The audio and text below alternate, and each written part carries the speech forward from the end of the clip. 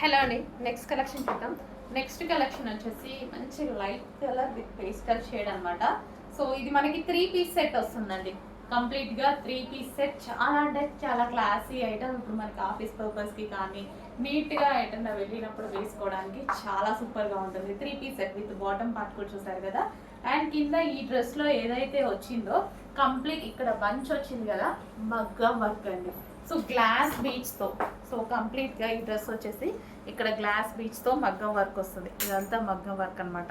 So 2 bunches వస్తాయి. 2 bunches కూడా మగ్గం వర్క్. అండ్ యోక్ పార్ట్ కూడా చాలా నీట్గా, బయట అయితే చాలా క్లాసీగా కనిపిస్తుంది డ్రెస్.